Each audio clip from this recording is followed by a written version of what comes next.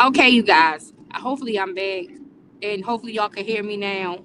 I had a phone call come in, and so I think it kind of messed up or whatever. So let me try to see if I could get through this quickly and not spend so much time on it. So I wanted to, like I said, get some clarity as to what I mean when I believe that the Clary sealed this indictment. Like the it's a reason why I could say I believe the indictment started with them and it ended with them, right?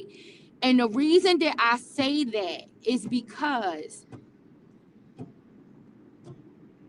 there was nothing that the that the savages could do, right? Nothing that they could present that could legally, criminally hold R. Kelly liable for anything dealing with Joycelyn. There was nothing that could be done, right? Of course, we all know that Tim's public displays is what brought the subject of R. Kelly's situation back again, right? And I'm saying again, I keep saying again because this did not start with Tim.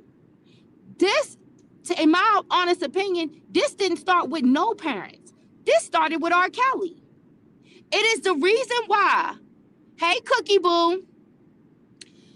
It is the reason why they can say that the consistent person throughout the indictment, the name continuously keeps showing up in the indictment, is Robert Sylvester Kelly.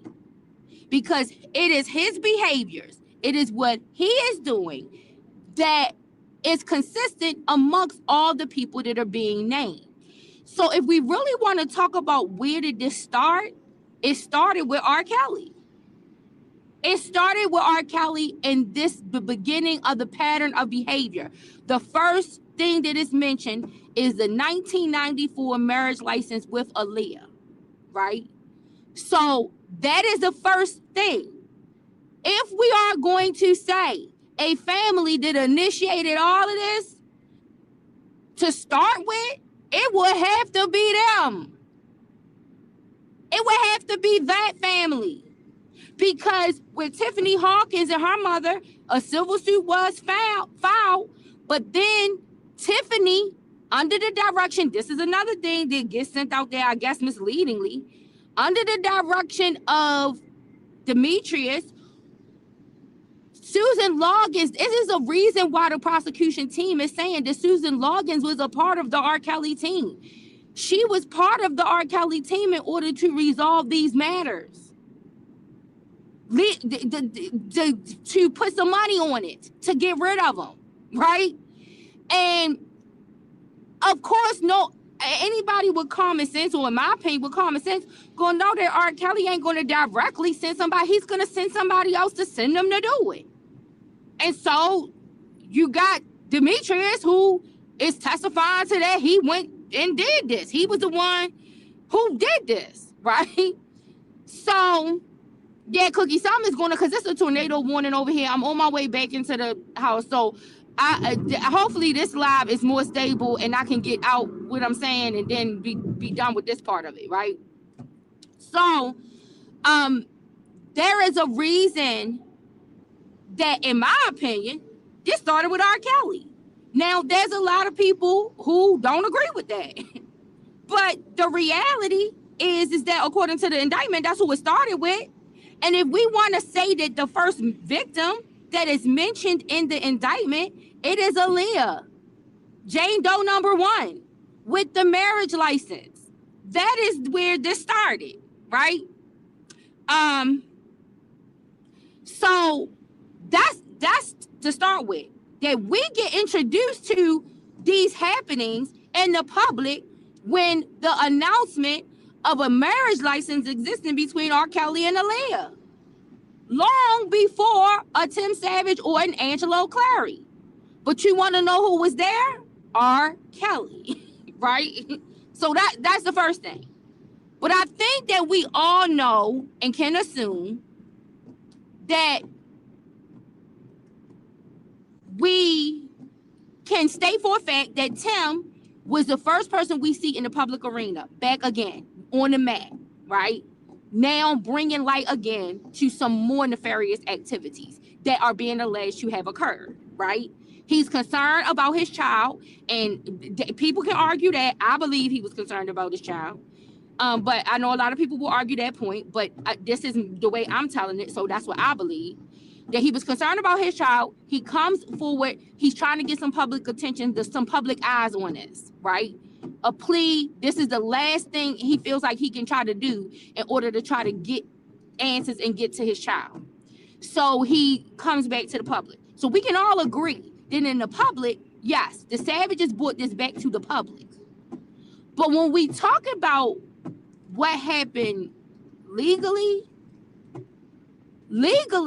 if it had not been for Angelo Clary and Alice Clary and Azriel Clary and those letters, that letter, the permission slip, and then those text messages, there would have been no continuation of the pattern of behavior, and that could have possibly gotten in the way of there being an indictment the way that we saw the indictment be brought forward to us.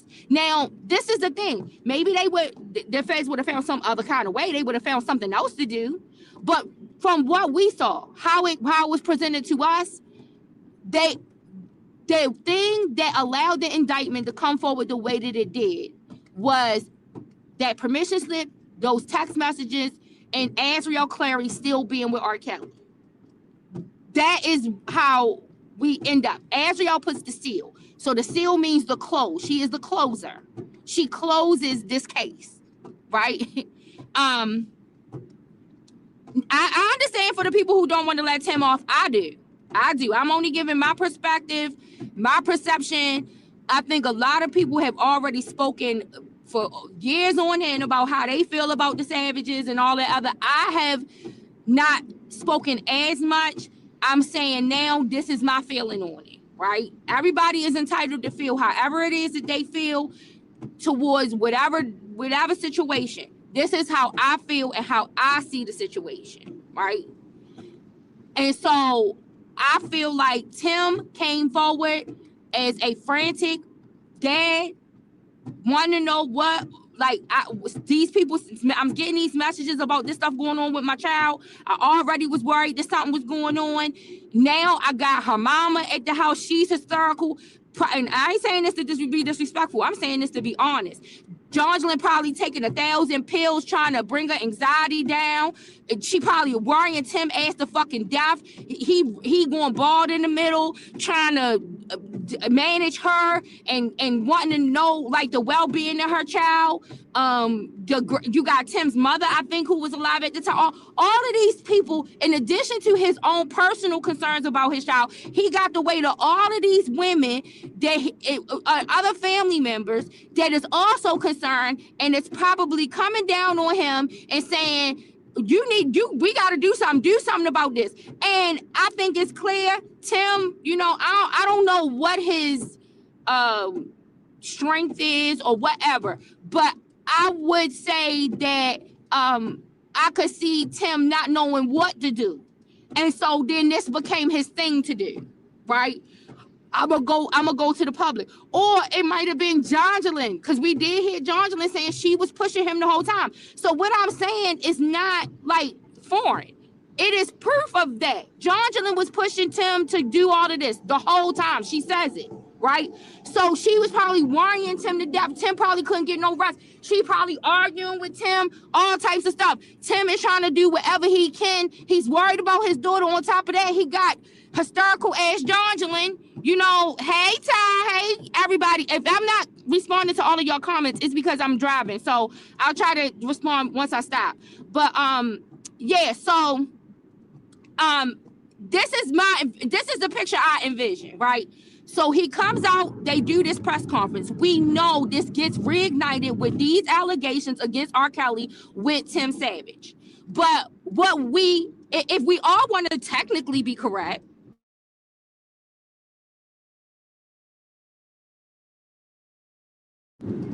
hello? Hello? Can you guys hear me? Because I had another interruption. So let me know if you guys can't hear me. Because I do not want to keep going if y'all can't hear. This is a mess. Okay, y'all can hear me good. Okay, good. Okay. So, like I said, Tim, if you've never been in this situation, I ain't never been in this situation. I can't judge how he responded. I ain't gonna say nothing wrong with how he responded. People gotta go about doing what they feel like they gotta do to get some results, right? So until a person is in that situation, having to deal with that situation, and the other thing is that you can't ask nobody. You can't expect or ask people to have sympathy for somebody who they think is doing something wrong to their loved one. Like, I think it is crazy for that even to be expected from anyone. To have sympathy when, obviously, even before Tim and them came out to the public, they felt like something was wrong. Then they start getting these messages or text messages from the baby girl. I don't even know what I don't remember that part. Some baby girl, whatever. They start getting this. Now they frantic and all hysterical and all this shit. You're gonna respond. And he got these hysterical women that he got to answer to. So Tim is just doing, hey, grown little boy. Tim is just doing what he think he can do at the time, right? That's what he's doing. So technically, I think that is why a lot of people say that, yes, Tim was the one who publicly came out because he was the one who was concerned about his daughter. But the beginning and the end of this indictment is clear that it has to do with Azriel, because they list a pattern of behaviors that happened from 1994 that start with Aaliyah and this marriage license, and then they ended with Azriel. And in order for them to formulate this RICO the way that they did, and I'm going based off of what I'm going on based on what I translated from somebody out here who I listen to, who I don't doubt knows what they're talking about. I believe that this person knows what they're talking about, right? So if I'm applying what was said during all of the time that this has been discussed, Azriel was the reason why this indictment was able to come down in this RICO the way that it did, because she was the most recent victim. It was shown that the pattern of behavior was continuing, and that those text messages and that permission slip confirmed that there was a promise of something, that the business was being used, right? All of these things, all of the things that needed to be proven that was listed in the indictment, they were able to be proven through the case of Azriel Clary, not Joycelyn Savage. So that is why I believe the people who say, well, this started with the Clarys, they are saying that because if it had not been for the letter, for the permission slip, for the text messages, and them orchestrating their minor child to be with R. Kelly, there would have been nothing that the Savages would have been able to do. They would have been not possibly the feds would have been able to find some other way to come with it, but that is what delivered it to them, was Azriel. So I think that's what most of the people who, like I said, say this started with the Clarys. It did start with the Clarys because that permission slip and those text messages predate Tim coming out to the public. But they are within the time span needed in order to seal the indictment. And that's what I think. That's the way I looked at it. So when I heard people say this started with the Clarys, that's what I interpret that they meant. That's what they meant when they said it started with the Clarys. Right, because Joy was grown. Exactly. She was an adult.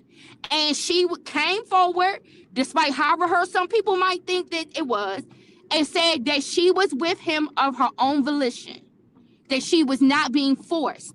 There was nothing. The Savages continued to do all these. It was nothing they could do. Nothing. So We get to the point where now the savages have a microscope. Now has everybody up underneath this microscope because they have come to the public. And then we get Surviving R. Kelly, where these past victims come forward, and then there's a lot of mention of Aaliyah, there's a lot of mention of Rashona, and then a lot of mention of Azriel Clary, right? In Surviving R. Kelly. And the reason why those three are pivotal is because they all were minors at the time of these occurrences, and they all helped to get to an indictment, right? For something to be done, right? This is why they all are pivotal in the situation. And so you get the Surviving R. Kelly comes, and then you have the Clarys now, who it appears were okay with their child being there with R. Kelly. The business propositions kind of confirm that. The text messages of my son-in-law is going to be older than me kind of confirm that. The I want to fuck message that was exchanged. All of these things confirmed that they kind of was okay with Azriel being there. But now that the savages have come forward, now there is a microscope, and all of these people keep talking about Azriel Clary. All of these people that have been there in recent history are talking about Azriel Clary. So now the parents gotta respond some kind of way to that. They cannot not respond because they are street people. They do know something's gonna come down the pipe. Now that part wasn't a lie. You know the streets, you come from the streets, you know something's about to happen. This is the reason we kept seeing Angelo repeat in different various interviews. They got R. Kelly, they got him. I don't know why they got their case. They got it. This is exactly what he probably was telling Azriel when he was getting Azriel, trying to get her ready to testify, to flip. He was probably kept telling her, you need to get out of this. We are going to get locked up, or we could get locked up in this situation, and he's going to jail. It's no more money. The well is dry. There's nothing else here, right? That is what can be assumed. If you read the text messages, if you look at that permission slip and see that permission slip was just a decoy, that there was no real promise of a music career, that the text messages start with an intimate, with the statements of an intimacy, not of I knew she could sing, or she went to go sing at a concert. That never even happened. How do you even tell that story on Surviving R. Kelly if you were still at that point still in the dark about the text messages? If you are still in the dark about the text messages, how do you tell a lie about the singing and all of that shit, right? So this is how we get there. Before Tim comes out publicly, there are text messages, there's a permission slip, and all of this orchestration for Azriel to be traveled from state to state with a person for the adult, for the purposes of intimacy, because there was never a career that came into fruition from this. It was the permission slip was for the purposes of being intimate. From the start of the text messages, it talks about an intimate relationship. He says, well, I didn't know you could sing. I just wanted to fuck. But if you can come sing me a song. Right? Like, I'ma get a room. That's from the start. So there's no confusion on what was being delivered. Now, I want to clear up what I mean when I say that she was willing to be sold for a price, that she was exchanged for something, right? I don't necessarily mean that it had to be United States dollars. All that needed to happen was that it would translate into United States dollars. Or dollars of any kind, right? Of any way. Whether or not it was United States dollars that was actually placed in the hand, whether or not it was the promise of a song, which is something that Angelo has repeatedly admitted to. He has repeatedly admitted to that he was trying to get a song right out of this, right? Just one song. He said he was willing to pay for it. We ain't never see none of that conversation. Just like we heard them say on the interview that they went to go meet R. Kelly at the studio or something. From what I understand, that never happened. That never happened. They saying they went and sat down and met with him before they sent her there. But the text messages confirmed that never took place. You said nigga, they have $300. Listen, all I'm saying is, Larry, regardless, they were willing to accept some form or something to allow her to go with this man and be in an intimate relationship with this man. And whether or not it was a favor, whether or not it was a promise or actual United States dollars, to me, that is willing to sell your child. And I believe, to me, when Azriel was in that interview with Gayle King, that's what she meant. That's what she meant when she said that. I don't know whether or not she really meant that it was an exchange of money, because Azriel talked about all these business propositions that R. Kelly declined to do with them. She spoke about it. So she knew that he was declining these business propositions. The business propositions are mentioned in the text messages, so we know for a fact that there were propositions. So, but all of these things, I think Azriel was smart enough to be able to look at all of those things and say, they trying to come up off of me. They're trying to sell me. That's what I think what she meant when she said, I'm not no hoe. That she was smart enough to understand my parents are trying to be on the come up off of me, whichever way that is. Whichever way it is. They was even, and if you listen closely, you see they was even kind of doing underhanded shit to one another, because that's why Alice at one point didn't even want them. She wanted a separate group to be created to have a conversation, because she started wanting to try to get jobs so that she could get away from Angelo. And then Azriel sitting next to Angelo talking to, I think Shabazz, I think that was in Shabazz's thing, is saying to her dad, you were having conversations with R. Kelly. Stop acting like you weren't. Like you were talking to him. Right? So all of this is documented. Right? So this is how I come to the conclusion. Not from anything else. It's from what I saw over the period of time. Like everybody else who's talked about this exhaustively, right? It's what I saw over a period of time, what I observed over a period of time, not from listening to one thing or any kind of persuasion from any one way or the other.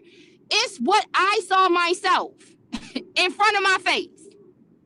And in front of my face, what I saw was two parents who were willing to give their child to a grown adult man and allow her to engage in intimacy with him across the United States of America with the promise of either some money, a business deal, a song, a music career, a marriage, some children. This is all the stuff that was highlighted in the text messages. All of the things. I'm not saying this just because it's in there, right? So that's how I come to the conclusion that I come to. When Alice says, when that phone, in the text messages, when the phone with whatever photos of Azriel, I'm not sure based off of, because I think this is where I don't have enough details to be able to determine what was all actually in the photos. But I don't know if the photos were only of Azriel, some kind of sexually explicit photos, or if they were of Azriel and R. Kelly together. But when Alice is worried that that phone got into the hands of someone else, she tells Azriel, your father is going to have to deal with this. If he does not know what is going on, how does he know what to deal with? That's my question. And I don't think it's ridiculous or out of the ordinary to ask that. Like I said, my attempt is to give people the benefit of the doubt. But when you see it in black and white and it's in your face and it's in your face, what do you do? Right? So we have that, right? Right. I don't know. Well, or just not know. Blind, just not know, not really have looked at it. I don't know. But I know I looked at it. So that's how I came to these conclusions that Angela knew what was going on. Now, the parts that I think Alice was trying to keep away from him was the parts where she was trying to find other ways to get away from him. So she was trying to get a job, all of these different. So that's why she wanted a separate group to discuss. And then she was getting tired of some of the stuff that he was doing, how he was going around bragging to the family. She says that in the messages, bragging to the family about Azriel, about the Bake It Big and all of these things. And she was getting tired of that.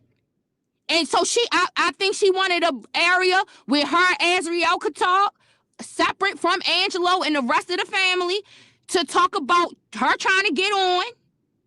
Just like Angelo was trying to do things to put the family on, Alice is trying to do things to get herself put on so she can get away. She don't want that to be seen in the family group messages just between them.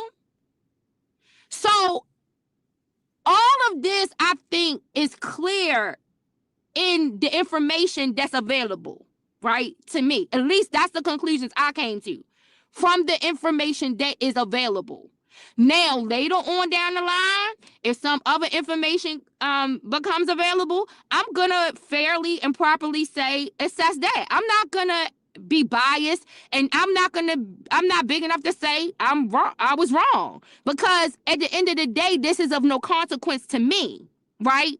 But I think that what we know so far of the facts that are there leads us to know that Angelo knew something as way before.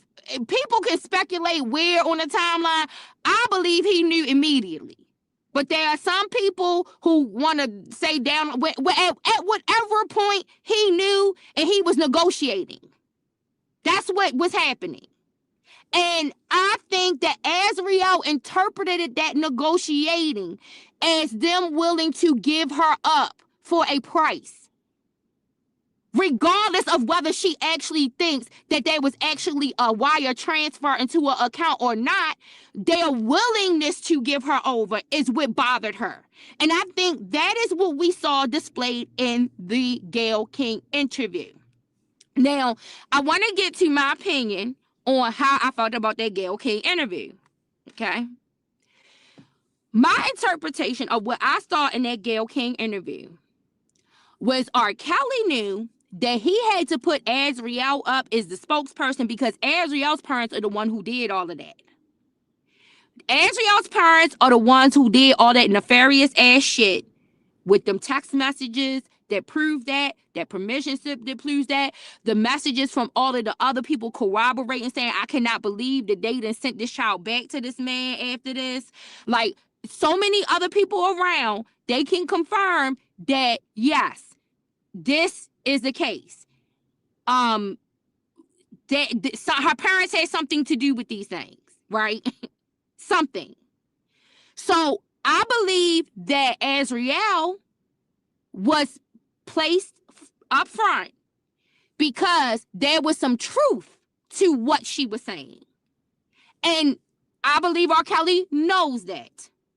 So he used the part of the truth and a part of their fabrications in order to formulate this narrative. I believe he did not want Joycelyn to speak much. Number one is because, according to what a lot of the people have said in relation to Joycelyn, Joycelyn is not that really vocal anyway, a vocal of a person anyway. She doesn't like the attention or the spot or all of those things anyway. And then number two, Joycelyn parents didn't do none of that. And I think that R. Kelly didn't feel like she could be convincing enough and thought she might fuck up the situation. So he relied on the ones whose parents did do something to assist her being with him. That's my opinion. I think when Joycelyn is sitting there, I agree with the idea that I think Joycelyn probably either had some kind of pills, that she either had some kind of drink, something, because she had like this numbing look on her face. And the rate at which she was patting Azriel in the back was like really slow and calm and everything. But from what I saw when I was looking at that interview, in Joycelyn, I saw somebody who said, yeah, I'm mad as shit at my parents that they got us all up underneath this microscope. I know it's my fault. She's probably being told that by the two of them daily. It's your fault anyway. You're the reason that we are all up underneath this microscope because your parents are the ones that are causing all of this ruckus. So we know you don't know what to say. And R. Kelly kind of said that when he was talking about something about Joy, I think it might have came later on down when them phone calls was released from the prison or something, but mentioned something about Joy like not, like the fact that she need to speak for herself, but the struggle of her like speaking for herself. And I remember him and Azriel having a conversation about that, right? On jail calls it was released or something. I remember vaguely something about that. But so right now, in my opinion, you had Joycelyn sitting there with feeling the guilt of it's my fault that we all are sitting here having to do this right now. So I'm sitting here and I'm patting your back. You know how like when you feel sorry for somebody and you pat their back, like people do a baby crying, you patting their back. You know, something happened to your friend and you can't relate to it, but all you could do is like pat that back and say it's gonna be okay. Like that's what I seen. And everybody is entitled to their interpretation of how they saw it. But when I looked at that interview, that's what I saw from Joycelyn. I saw somebody who was put under tight scrutiny because she is being told by the two people that she's living with that this is your fault. Your parents is the reason why we out here. So you want to come on this interview. You're going to sit here. You're going to look pretty. You're going to nod. You're going to do all the back padding. You're going to go along and say, yes, that is what happened. And that's what I think she did. That's my opinion. Joycelyn was sitting there as someone who could not relate to the story and the narrative that Azriel was telling. That's my opinion. There were things that Azriel was saying that I wholeheartedly believe she believed to be true because she experienced it. Not because somebody told her, but because she experienced it. She experienced those text messages with her and her mother. Like the girl had to say to her mother, why a hotel? What 17-year-old got to say that to their mother? When a man is propositioning that, if all the girl did was sing for him when they went backstage, and then you get in the audition, that's not nothing nobody got to say. So I think in those text messages, Azriel was already on to the fact of what are my parents doing? What are they thinking? Why would they agree to me going into a hotel room with this grown man? Like, that was, even if the idea that Azriel wanted to stay with him once she got with him, she would have never been with him in the first place if you would have halted everything when she said, why a hotel room? If you wouldn't have started the text exchange to begin with. So, I don't know. For me, I saw something different in that Gayle King interview, I saw something different when it came to Joycelyn in that interview. There is nothing in not one bone in my body where I believe that Tim Savage was trying to sell his child in any kind of way to R. Kelly. I think that he, was naive and stupid in a way when allowing her to go, like, I don't know, to that concert with the hopes of maybe that something could happen musically. But at the same time, I don't believe that he did anything. I think all of the things and the steps and the stuff that their family were doing after the fact showed that that was not the case. I think that the things that the Clarys did was showing we gotta go get our child from there because something is about to come down. The hammer is about to come down. We gotta go get her because we know we participated in this and we gotta try to find a way out of it. And I think, to me, I think the thing that really hurt them was when they presented that permission slip. Because that permission slip that they tried to use to get themselves out of the allegations that were made, when R. Kelly and Azriel said that they tried to sell her to him, I think that permission slip confirms, once you look at the text messages, that yes, we are willing to send her back into this situation. We don't care what you're doing with her sexually. Just make her a star. And to me, that's exchange. That's a transaction. That is currency. It might not be US dollars at the time, but at some point it's going to translate into it. And so that's what I mean when I say I believe that she was being sold. I don't know what nobody else intended. I don't know what nobody else mean.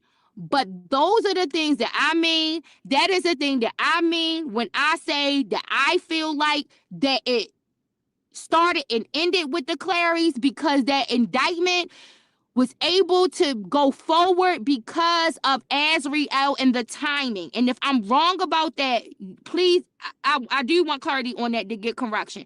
But based on the timing of the allegations made about Azriel, that is what allowed that particular indictment to proceed the way that it did. And so I believe that Azriel was the opener and the closer. Aaliyah, of course, is the first mention because they're going all the way back to the first act that they document in 1994 with the marriage license. But when we come to it, they needed Azriel in order for them to open that indictment and then close it, to establish a pattern of behavior that is consistent with what they are saying in the RICO. That permission slip, those text messages, and the conversations back and forth confirm that that Azriel was allowed to travel with R. Kelly for the purposes of an intimate relationship. That permission slip was a mask for they masked it with a career, a singing career, but it was really already an intimate relationship going on. And to be honest, when you look at Aaliyah and you look at Azriel, they are probably the two main individuals where it can be said that his fame was used in order to promise something. And the idea, like when people started offering up that idea of the marriage was a publicity stunt thing, I felt like that was such a poor defense. And I felt like that was even further incriminating, because I'm like, what you're doing is showing up to me pieces of that what that indictment is alleged by saying that. Like that can be used and twisted to actually confirm parts of the indictment on behalf of the prosecution. If you are saying that they went and did all of these illegal things in order to stage a marriage for a publicity stunt, that was part of the promise of the career. Hey, JoJo. Get out of here, because you ain't gonna like what I'm talking about. So just go on. But So this is how I came to all the conclusions I came to over time. I didn't just one day say I'm gonna go along with this narrative because a certain group of people, a particular group of people, none of that, none of that. Over time, listening to all of this, you said only reason Aaliyah got a career was because her uncle was around. R. Kelly wasn't helping anyone else after her. I agree to that. I agree to that, Queen Keisha, because you want to know what? I think the main reason why he ain't want to help nobody after her, because all the money he lost out of that shit. All the money he lost. And while everybody sit and talk about um Barry Hankerson and all of the money that he extracted from R. Kelly, guess who else got that money? Diane Horton. But they don't talk about her. But she benefited from that.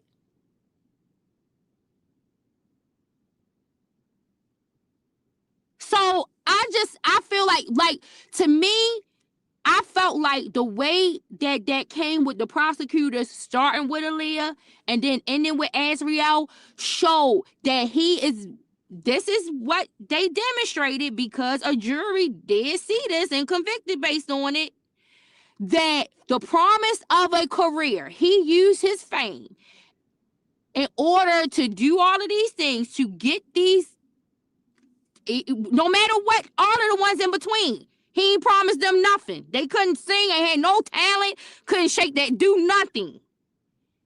Aaliyah and Azriel is documentation. Aaliyah had an actual career. He did actual things to bring her to the spotlight. Azriel has these text messages and a permission slip that says that she's supposed to be with him for the purposes of a career. And we find out through these text messages that that was for not the purpose, that it was another purpose that had nothing to do with a music career. But we don't know, because there's some other things out there, what else is out there that might confirm that there may have been some confirmation that the parents were told, well, give the permission slip, and then we're going to make sure that this is given. But then it never came to be. We don't know. We don't know what that is. We don't know what that part is. And I don't think either party is ever going to come out and say that, because it makes both parties look terrible to say that, if they come out to say that. And I believe that that's part of what makes R. Kelly defenseless in the situation. And I think that's part of the reason why he may be protecting the Clarys in a situation, because what else could come out could probably be more damaging. Yeah, I know. Yeah, Tiffany Hawkins too. You know, but Tiffany Hawkins was quickly swept under the rug with that civil suit. So that one was quickly moved to, under the rug. But when it came to the purposes of the indictment, and that's what I was trying to explain, Queen Keish, is that what I was trying to explain is that for the purposes of the indictment, right, it starts with Aaliyah. 1994 starts with Aaliyah with that marriage license. And so if we were to go along the indictment and then look at how things unfolded, we would have to say, okay, the Clarys are how this whole indictment came about, because those text messages and that permission slip are the documents that were necessary in order to prove what is listed in the indictment. It proves it. Just like that marriage license proves that something with Aaliyah. You said Javante had a career as her, right? And I know it was other, but what I'm saying is I'm looking at the beginning and the end, right? Queen Keish, and I'm looking at what was the thing that allowed R. Kelly to be charged in 2019. And the thing that allowed R. Kelly to be charged in 2019, based on how the indictment was written up, was what took place between R. Kelly and Azriel and her parents. That's what allowed that indictment to come forward.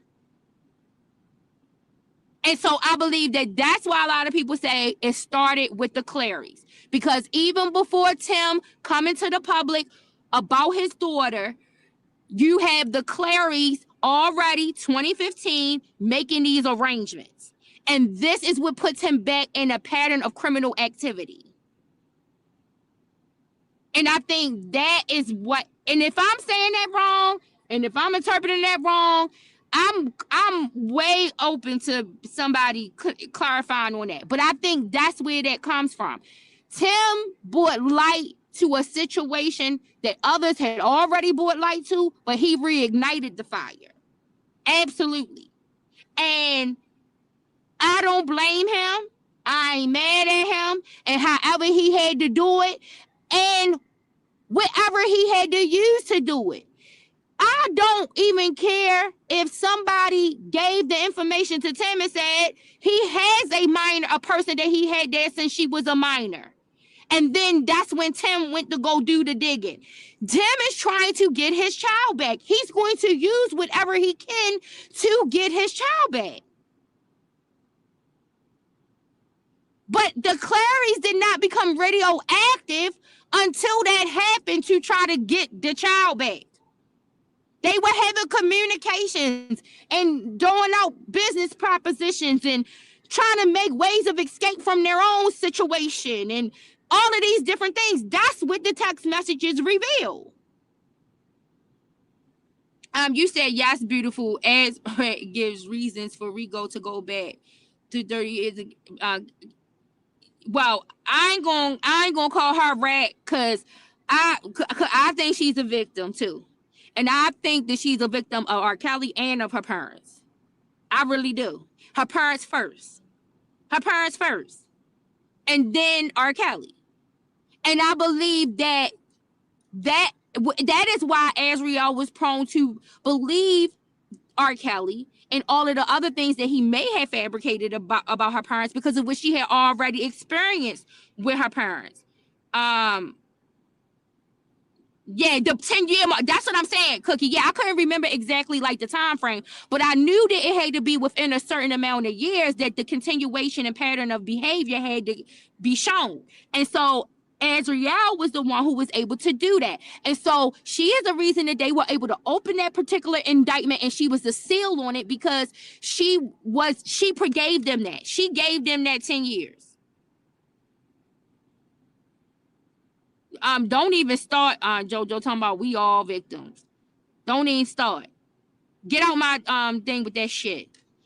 Correct. She still, yeah. She is a victim of her parents. She's a victim, and that made her the prime victim for R. Kelly. That's my opinion. That made her the perfect victim for R. Kelly. And I believe that to this day, I don't know if I said this in my outline, but I said this. I believe that Azriel might have realized that something was more wrong with what happened than what her parents would have never had an issue with it. I think that Azriel would have come to the conclusion that something was wrong with what took place before they had any remorse and maybe, let me not say, maybe Alice do have some kind of remorse for what's going on, because when she made that post, that text message post where she said, I'm out of this, your father is going to have to deal with this from now, maybe that was her, and maybe that's why when Azriel said every time after that mommy was always yelling and doing, maybe that's where that was coming from. Maybe it was whatever remorse she had for what she allowed to go on. I don't know.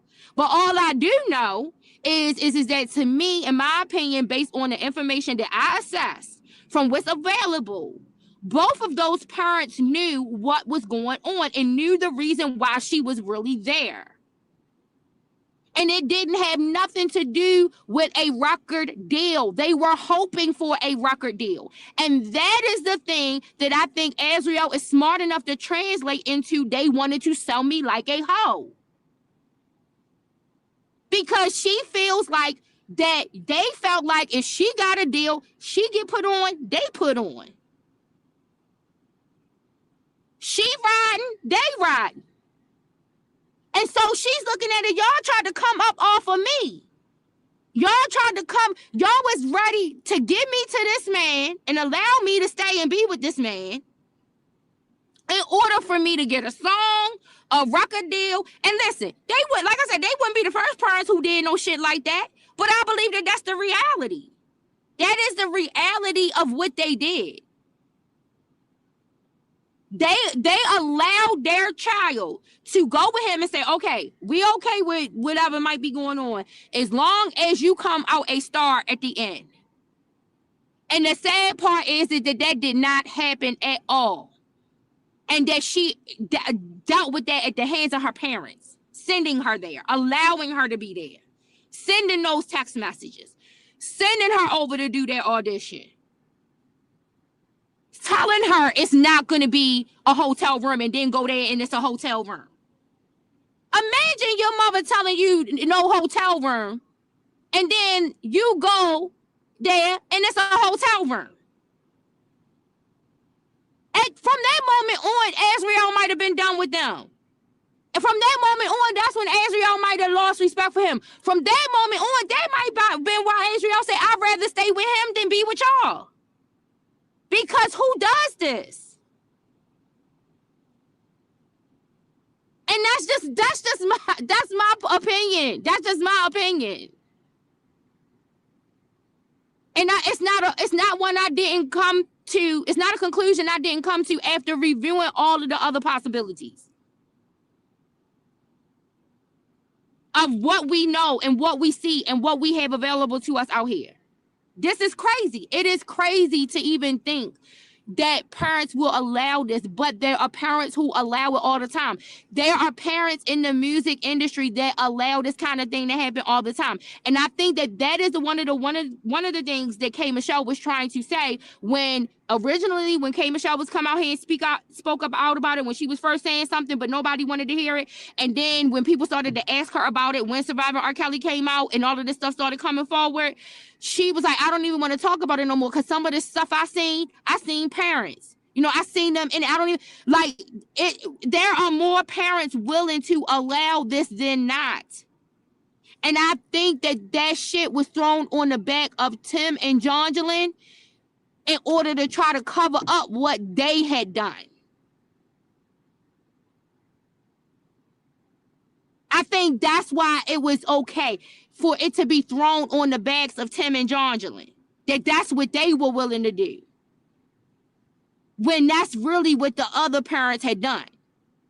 And so, no, when I'm suggesting about a sale, I'm not saying that it was a bill of sale that was in the form of a wire transfer from a bank. I'm saying that there was something promised, something to gain from them allowing this child, this minor, to go with this adult man. Something they thought they was going to get out of it.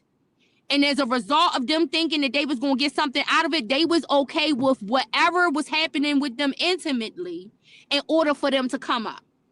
That's my opinion. So, y'all, that's all I got to say about that particular situation about how I feel about that.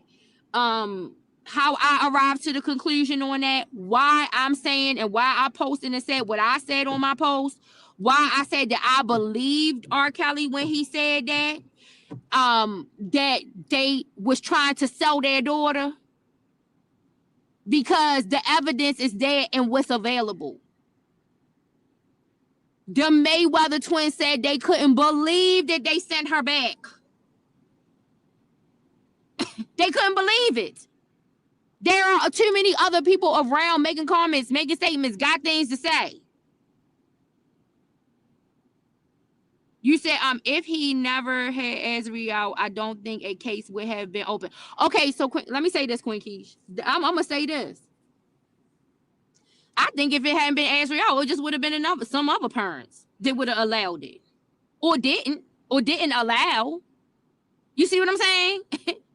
Like it would have possibly been some other parents who either allowed it or didn't allow it. So that's why I keep saying, while everybody keeps trying to wonder which parents started it, the reality is that it started with R. Kelly. because he's the only one consistent one throughout the indictment from 1994 to 2019. It's him. And that is where it started. But if we want to talk about what event first started the case, it's a lid and a marriage license. That's what's in the indictment. And the thing that allowed that indictment to be opened, and why I believe that people are saying the started with the Clarys, is because Azriel, because she fell within that 10-year time frame, was why they were able to write the indictment up the way that they did. And that's my translation. That's what I see coming out of it. So I think it becomes semantics, right? And I think that it becomes like when people want to play with a word, they play with it, you know, for their own purpose, for whatever that reason is. But when I hear start, I'm thinking start in a different way. Just like when I hear people say Tim started it. Yeah, he did publicly reignite it. He did not start it. He publicly reignited what had already been ignited years ago. But he did publicly reignite that. But it started when Alice and Angelo together collaborated in whatever kind of way to decide that once they had the phone number or whatever it was of R. Kelly, that they were going to start text messaging him, pretending to be their daughter, and trying to get her a music career. That music career would eventually, with their hopes, would translate into American money, which means that the girl probably did feel like her parents were trying to sell her. And that's how I came to that conclusion. Maybe R. Kelly, some kind of way, did help to plant that in her mind. But the reality is that is a way to look at it. He didn't plant something. Of course, we know when he planted, it's for his own benefit, right? But he didn't plant something that was not actually visible. When the man has parents who are constantly, before he knows that she's not 18, are trying to proposition him with business deals, who are trying to get jobs from him, and all of these other things, then you come to the conclusion, I could see him looking at it saying, they trying to sell you to me. The only reason they okay with you being here is because they think they're going to get something from me. So that's all I got, y'all. That's all. Wait a minute. Let me see. Let me try to read the rest of the comments. He didn't count his blessings getting away with it in the first trial. Absolutely, Queen Keisha. I agree with that. He should. Wait a minute.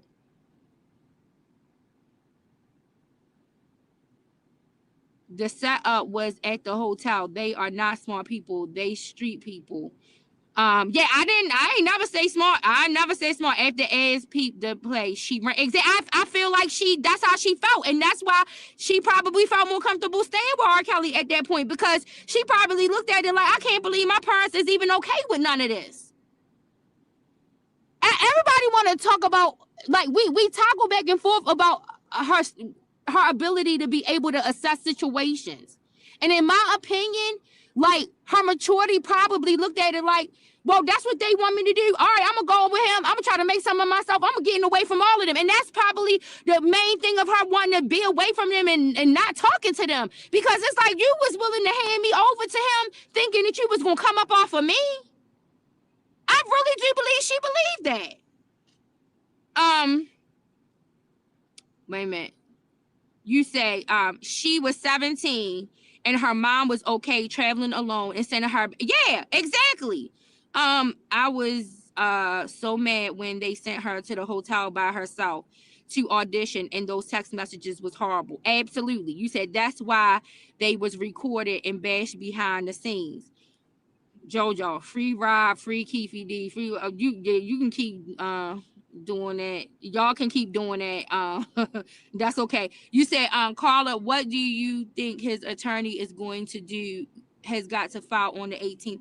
I don't know when Bo Brinley is going to file. Okay, so let me switch gears for that minute and talk about that. I don't know what Bo Brinley is going to do, y'all, because so the thing that got me to start coming out and speaking like to my audience about this is because I did not like what I was seeing when Bo Brinley filed that paperwork. Number one, I was noticing the posture and the movement and stuff like that from Bonjean and all of that. So that let me know that something shady was going on. And then I didn't like that. I didn't like nothing about what Bo Brinley did in filing that paperwork, right? And when he filed that paperwork the way that he did, I don't believe nothing in that paperwork that he filed. Absolutely nothing. Everybody is entitled to their opinion. I don't believe none of that shit. So he filed the paperwork and I didn't like that. I did not like how that was done. And then I think it was, I don't know if it was a couple of days or a couple of weeks later, but if people go back to my timeline from the time that he filed that paperwork, I got wind that Rashona was writing a book. And when I looked at the synopsis of the book did not fall in line with nothing that was written about her in that motion. And so I made a post then. Like, what's this about? Right? What's this about?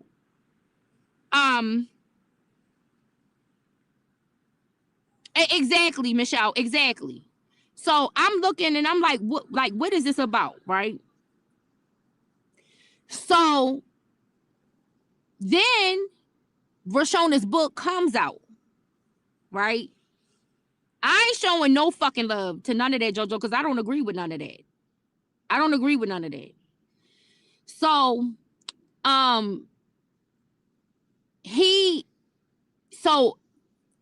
when the paperwork gets filed, like I said, Rashona announces this book is coming out, and then Rashona's book come out.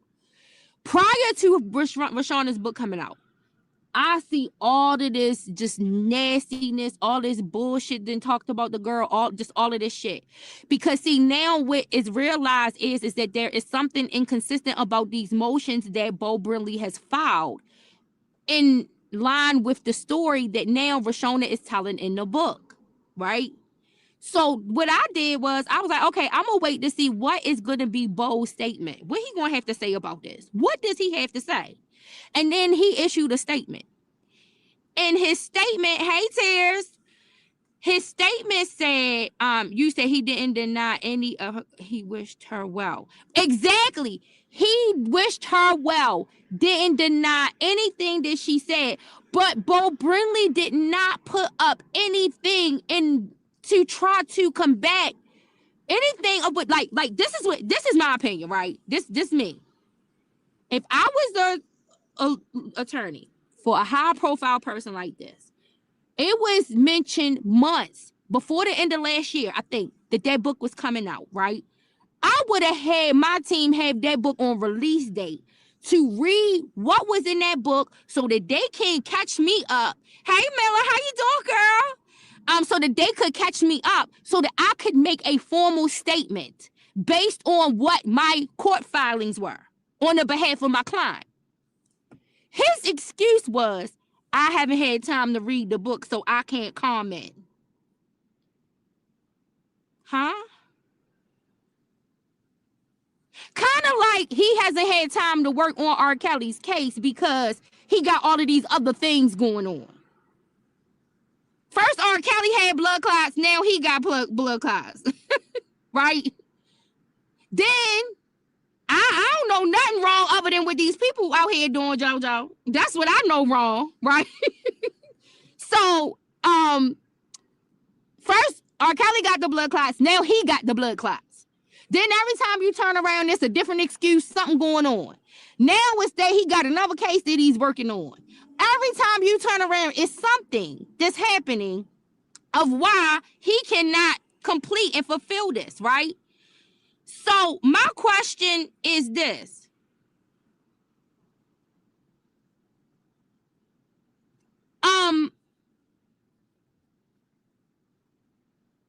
Well, okay, y'all say y'all know that he don't speak bad about people. I don't know that. I don't know that. Let me just say that. I don't know that. And I have reason to believe that it is some stuff that he say based on some of the stuff I see happening out here. Right? So I don't know that, Cookie. I don't know that he don't. Right? I mean, he spoke bad on them Claries in the public when he said they sold her. He did that. And I ain't saying nothing wrong. If that's what happened, that's what happened. But I don't know that. I don't know that he don't speak bad on people. But what I could say is that when it's coming to your,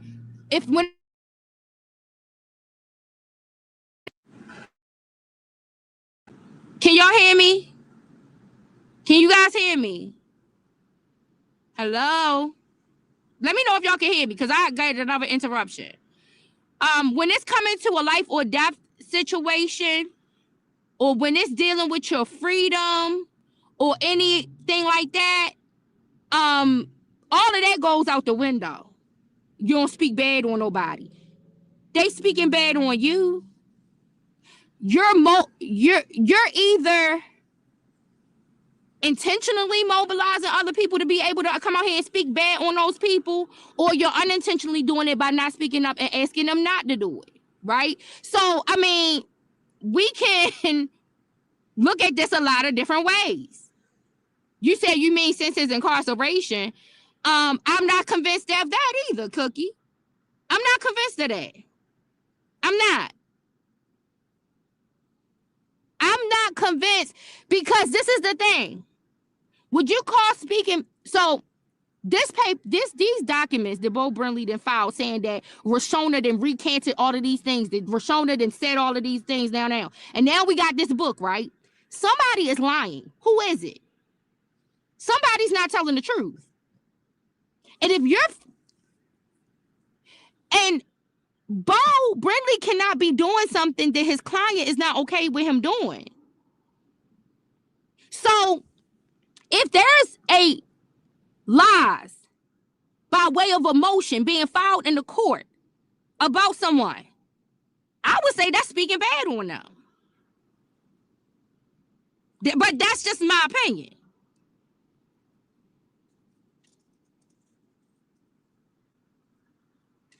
That's my opinion. You can speak on whatever you want to speak on, JoJo. I speak what I speak. That's how I feel. I feel the way I feel. You entitled to feel the way you feel. But to me, Bo Brindley is he's either knowingly telling some lies or somebody gave him some lies and he ran with them. I find that hard to believe. This is an attorney. So he was either knowingly giving some lies or he knowingly went and put some lies in motion, or he unknowingly did it. And so my opinion is that these delays, I know everybody else got all of their different opinions on why the delays are coming. There are some people who might be closer to the information than me. I done heard some things floated out that it's no exchange of money. But I also think another major thing that might be going on with all of these delays is that he is trying to figure out what to do in light of this book coming out. Like, where did he think he was getting a witness from? Where did he think he was getting this victim from that he claims was cooperating with them? This, and publicly, I think Rashona is making it very clear she's not cooperating with whatever, and she's not cooperating or corroborating whatever it is that they are presenting. Somebody is lying. Who is it? And that's the thing. That's what I feel about Bo Brindley. That's what I feel about the situation. You say I'm unlocked. What you say? He just needs to find peace and serve his or Michelle. This the thing. I'm not against him trying to find relief in honest ways. You know what I'm saying? Honestly, with things. If there is some kind of way he can get some relief, some reduction without do all of this stuff that's going on, that's what the law affords him, and he's entitled to it. That's fine. But I think all of this stuff happening, this is what I got an issue with. You say love the way you think and speak, Carla. You said didn't he get in trouble with the bar association? Okay. So from based off of what I saw, Michelle, I don't know if he got in trouble with the bar association, but I know it was a whole nother case. And I believe that Judge Levenweber presided over that case that he had. And the main reason why in that case, Bo Brindley was found not guilty is because of reliability of the witness. It was a client of his that I guess they did not seem and deem to be reliable. And that was the thing, the reason why he was found not guilty. But now we are seeing similar tactics. It's another case that he had with another lady that I could pull. I can't remember all of the details, but with that particular lady, he was doing a lot of the same stalling and different things because there was some lies and things that he had presented up in that case too. That I don't know wherever. I think he ended up off of that case or something. I think somebody else ended up taking over. But yeah, so it's something. You said what platform would he use? The attorney always fucks up when speaking for him. Well,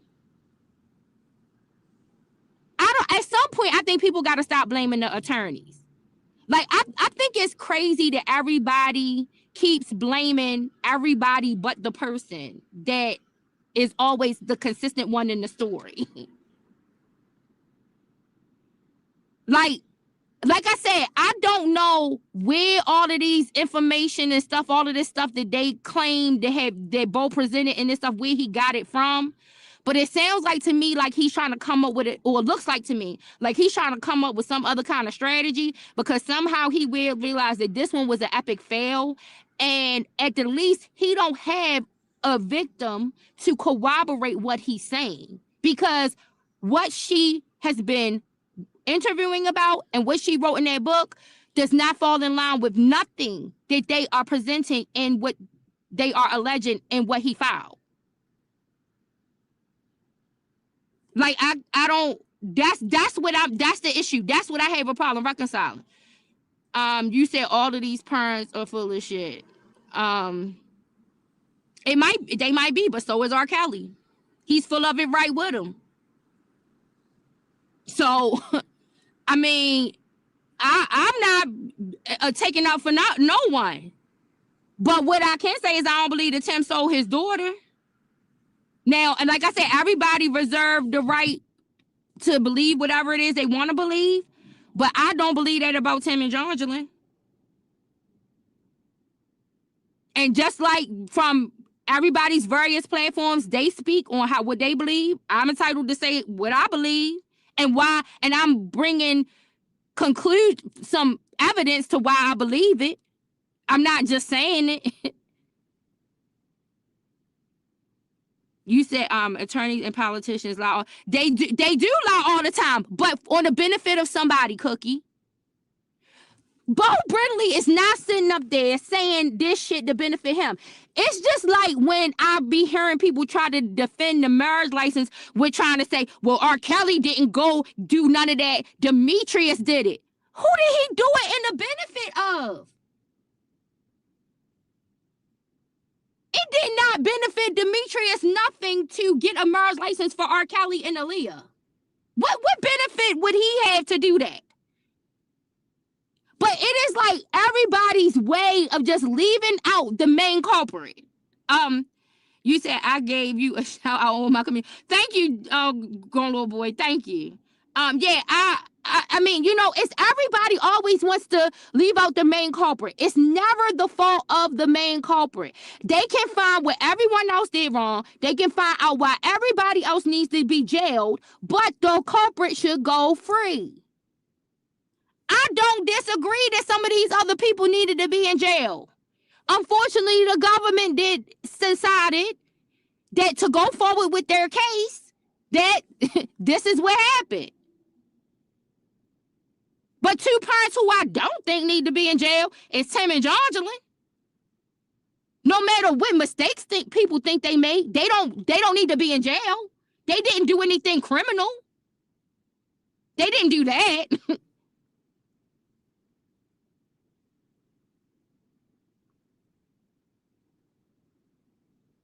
Like when it comes to this case, a person I don't think need to be in jail, that they keep calling to be in jail, is Larry. For showing her surviving R. Kelly. Larry for claiming that he did all of this to go meet the victims and all of this stuff. But y'all don't think writing a permission slip in those text messages should send the Claries to jail? Like, I don't know. I don't believe nothing about what was alleged that Larry supposedly did with Jane Doe number 1 and Jane Doe in Chicago and Jane Doe number 5 is the truth. And I think that there are some other people on the other side that would agree with me that they don't believe that that shit is true. But they don't want to say it public because they worried about what is going to be said about them saying it. Hold on.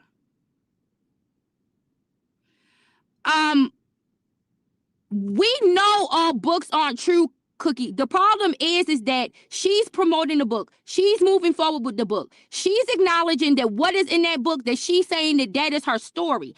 And that what's in that book contradicts what Bo Brinley put in that motion. That's logic.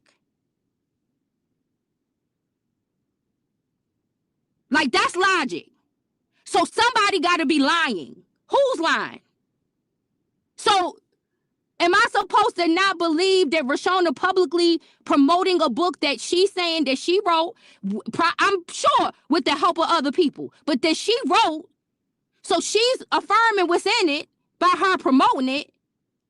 Am I supposed to say that she's going to be her position is more truthful to her book that she's promoting, or the motion that she hasn't even spoken on yet? And especially when the attorney that filed the motion and used the excuse that he hasn't read the book to why he can't give a statement on the behalf of his client to defend his client while his client is trying to defend himself using that particular victim. Like, that's malpractice. That is malpractice. That's malpractice to me. Like, you're supposed to be defending your client. You are alleging that you got statements and affidavits of this girl making statements. That's what you said. Now, all of a sudden, this girl has a book that contradicts your motion. And nothing? Silent? Crickets? You need more time? What you need more time is to come up with another strategy. Because that strategy is no longer going to work. I don't know what made him think that strategy was going to work. And that's why I'm saying, I'm wondering, where did this information come from? If you got an affidavit that you can present, that you are saying that Rashona gave to you saying this, why can't you present it? It's something you should have already offered up to the court as part of evidence as why you want a new trial, why you want a new case. That I just don't understand. That's what does not make sense to me.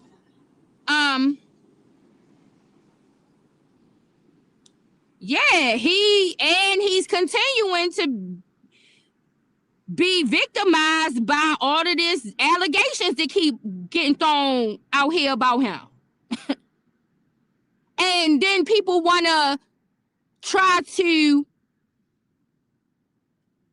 chastise him for speaking about it, but his name is the one that keeps being brought up in these court documents. And I hear all of these people out here argue with each other for less. But they can't understand why Larry comes out and speaks up about what's going on, because he's the one who keeps trying to be thrown into this. They keep trying to write his name into the court documents. I ain't seen one thing filed saying that we seen the text messages, the parents set up the whole thing at the Dolphin Hotel. I ain't seen one motion filed with that yet. But they didn't come up with a whole narrative of Larry going to go meet somebody in California and putting Jane Doe number 1 in Chicago and Jane Doe number 5 in New York together and showing them something. And then all of this was orchestrated with that permission slip and them text messages way before Larry. That's all they needed. I don't understand.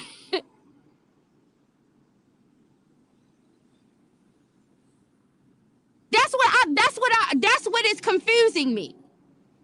You said the affidavit doesn't exist. He filed all that along with the ladies due to these parents. You don't get any protest with me in relation to these parents, except for the one set of parents whose daughter is in no court filing, and that is Joycelyn Savage. Period. All of these parts I'm looking at. But when it comes to the Savages might not have come up with the best game plan to try to get access to their daughter, but they did not do anything criminal. And I think they did what frantic parents do. And until you have to live that, none of us will understand it until you have to live it. You said they so obsessed with Larry and refuse to address the lying parents that caused the RICO. Exactly. That's what I'm saying. This starts within a 10-year span of the initial act with Azriel and a text messages and a permission slip. That's where this starts.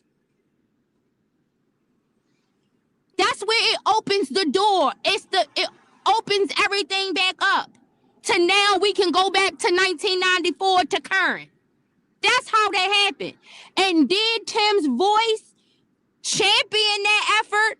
Abso-fucking-lutely. I don't think it's one of us that would deny that.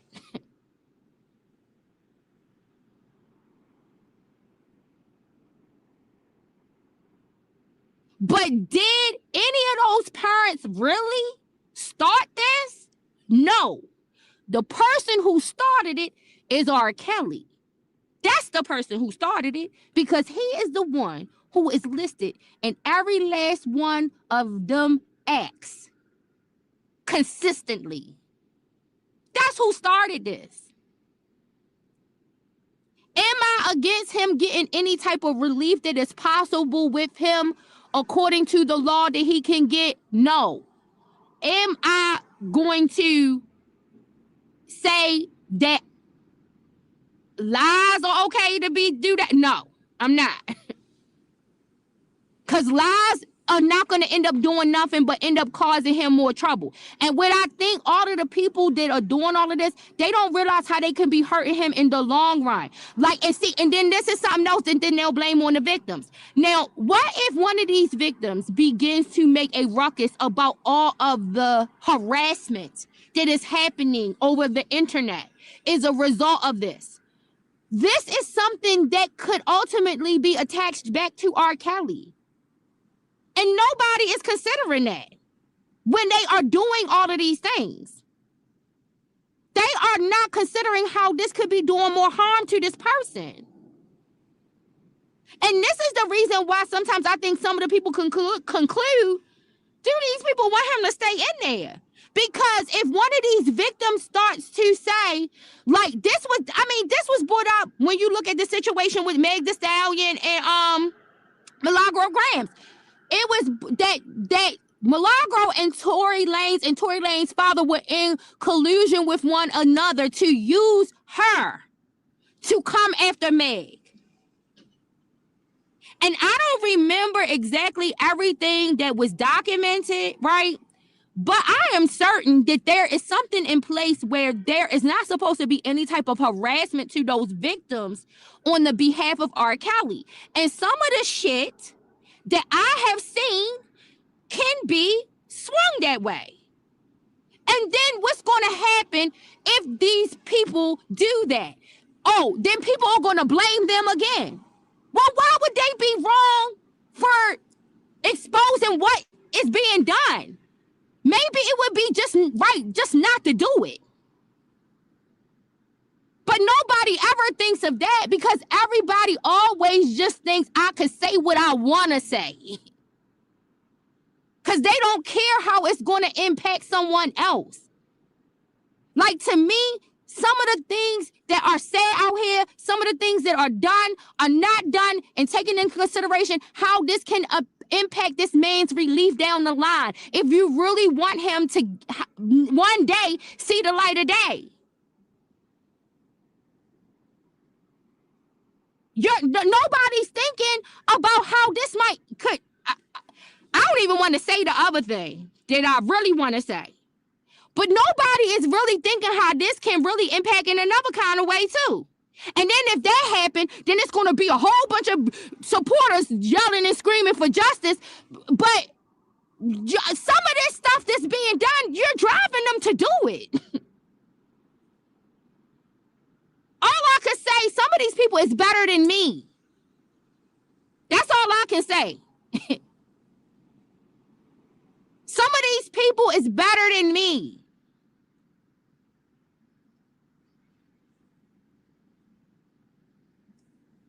You said the Clarys had to have gotten immunity. I talked to every lawyer and asked them why they didn't file this in particular motion. Crickets. Exactly. I think it was clear, Larry, that Barjean was not going along with this, and I think that is the main reason why she is no more. She was. I think her posture, everything. It was clear she didn't want no parts of none of this. None of this thing. I think they just had to find somebody who was willing to do it. You said Tasha K said deals were made. I don't, like I said, for whatever was done. I don't think that they have any reason to be concerned that they're going to be held responsible for anything that happened, right? So I mean, even if it wasn't an official deal on paper, it was a handshake, something allowed it not to move forward. But I don't know. A lot of these parents, regardless of whether or not they were enticed, groomed, whatever, they had a responsibility to oversee the care of their child and not put their child in a situation for harm's way, and once finding out something, to do something about it. And so I think that put all of them in a position outside, like I said, outside of the savages, that put all of them in a position where something could have happened. And the main one that I think always gets left out, and I'll say this again because I said it the other day, is Diane Houghton. They move forward. The prosecutors move forward with a marriage license from 1994 with Leah on it. There are people who have made statements. This lady has not been required to have to say anything. And I find all of that strange too. I found all of that strange. While everybody puts Barry Hankerson under the fire and under an attack, she was right there too. She was right there too. And she benefited from this too.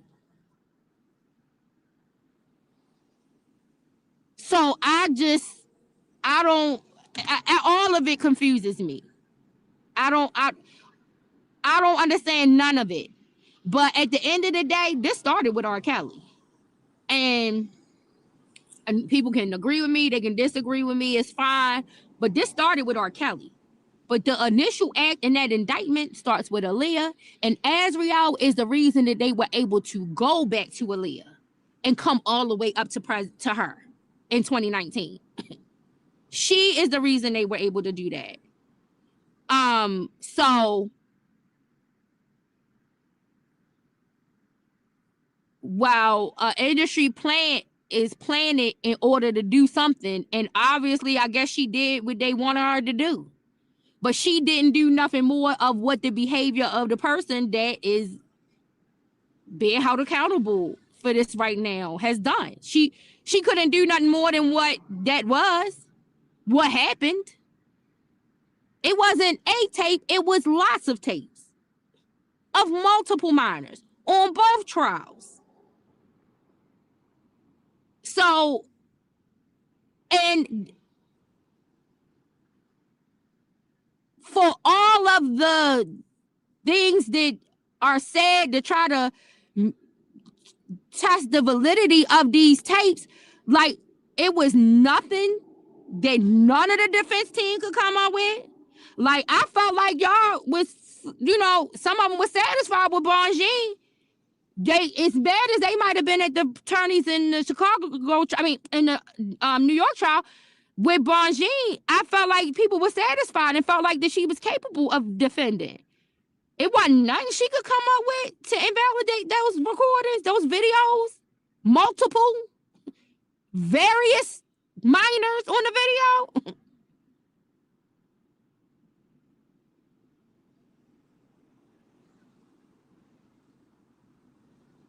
Obviously, they got them. They got the devices. But all of that is null and void because nobody, all of those things people throw up because they don't want to talk about what was proven in the case. They don't want to talk about what was proven. That's the thing. It's a deflection. Because they don't want to talk about what was proven. So let me talk about all the things that went wrong versus me talking about all the things that I can't dispute. And that's what the jury concluded. And this is the thing. I see all the time, right? The things that he was found not guilty on, I guess they believe the jury was right about that. But the things that he was found guilty on, the jury was wrong on that. How do you have it both? How do you have it both ways? All of this shit just confuses me. It all confuses me. Like, if somebody mentioned something that he wasn't, they ain't found him guilty on that. Okay, well, if you're so confident in the jury's decision about that thing, why are you now trying to make it seem like the jury didn't know what they was doing when it comes to the other things? This crazy. It's crazy. But y'all, I got to get going because I have to get up early. I got to eat. I got to get up early. So I hope y'all have a good night. I just wanted to come back on it and say that is that when I'm saying start, I'm talking about that. Those text messages, I'm talking about that arrangement at the Dolphin Hotel to meet, knowing that sex was what was anticipated and expected. And I'm talking about a permission slip. And that being the thing that was able to allow the prosecutors to go back to 1994 and open this indictment. And that's where I say this started in with the Clarks, and they sealed it because they were able to get them that was what was able to give them the legal ability to be able to go back to 1994 to present, right? And then when I'm saying that the interview, that Gayle King interview, in my opinion, Joycelyn was patting Azriel on the back because Joycelyn could not relate to what the fuck Azriel was saying, how she felt about her parents. And in my opinion, I think that is really how Azriel felt that her parents was doing because she felt like that they was sending her over there so she could get a music career, become famous, make a lot of money, and they was gonna come up off of her. And from that point, I think that's when Azriel said, I'd rather stay with him, and that's that. And on that note, I love all of y'all. I love all of y'all. This is of no consequence to none of us except for Larry.